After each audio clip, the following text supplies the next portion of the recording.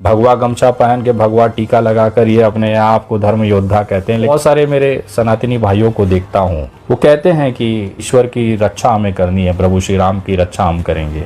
मतलब जिस श्री राम ने पूरा सौर मंडल बनाया, ब्रह्मांड बनाया, जिसके बिना इजाजत के एक पत्ता ना हिले, उस ईश्वर की रक्षा अब ये 2 कौड़ी के विमल गुटखा खाए हुए लौंडे करेंगे। मतलब नशा इस लेवल का है कि भगवान की रक्षा अब ये चटिए करेंगे।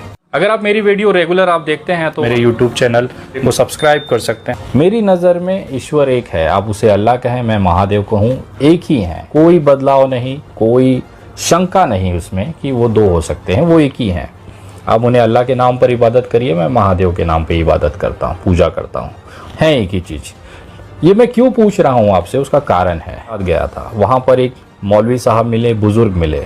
उनका ये कहना था कि मेरे अल्लाह की इतनी मोहब्बत है। सुनिएगा, बहुत गौर से सुनिएगा, मौलवी साहब का कहना क्या था कि मेरे अल्लाह की इतनी ताकत है, मेरे अल्लाह की इतनी मोहब्बत है, मेरे अल्लाह की इतनी रसूख है। चाहे तुम्हारे रामनवमी की यात्रा हो, शोभा यात्रा हो, चाहे सरस्वती पूजा की यात्रा हो, चाहे गणेश भगवान के आगमन की या विसर्जन की यात्रा हो, चाहे और कोई तुम्हारे धार्मिक भगवानों की कोई भी यात्रा हो, बिना मेरे मस्जिद के सामने रुके जा ही नहीं सकती। उन्होंने कहा, विनय, अगर पिछले 6 सालों में अगर आप कोई दौर पूरी घटनाएं पूरे देश की अगर उठा के देखोगे, उस सब में मस्जिद केंद्र में है, जहां पर अल्लाह की इबादत की जाती है। सोचिए, हमारे सनातन भाई जब श्री राम का जो शोभा यात्रा निकालते हैं तो बड़ी अपने मगन होकर नाचते गाते प्रभु भक्ति करते हुए आगे जाते हैं, लेकिन जैसे ही मस्जिद दिखती है, उनका ये कहना था मौलवी साहब का कि जैसे ही उनको मस्जिद दिखती है, उनका डीजे का आवाज बढ़ जाता है, यात्रा मस्जिद के सामने रुक जाती है, थम जाती है।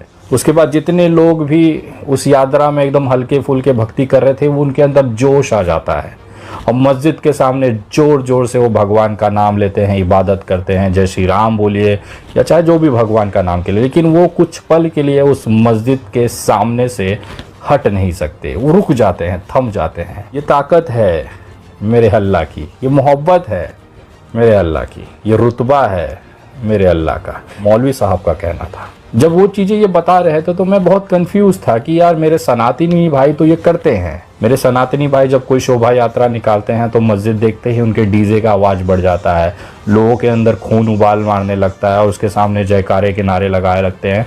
पूरी यात्रा में जितना नहीं नाचा होता है, जितनी नारेबाजी नहीं होती, उतना केवल मस्जिद के सामने होती है। तो कहीं ना कहीं क्या ये ऊपरी ताकत है, क्या ये ऊपर वाला अल्लाह महादेव या भगवान ही करा रहे हैं? मौलवी साहब का ये बात जायज़ मुझे लगता है, क्योंकि आज का ये ट्रेंड हो गया है कि कोई भी शोभा यात्रा निकलेगा, मस्जिद के सामने ज़रूर खड़े होकर वो नारेबाजी, ये मस्जिद के सामने जाकर अपनी औकात दिखा देते हैं। वहाँ पर मुसलमानों के खिलाफ नारे देना, जोर जोर से नारा लगाना, उड़दंग मचाना, ये सनातन के, उस गौरवशाली सनातन को शोभा देता है।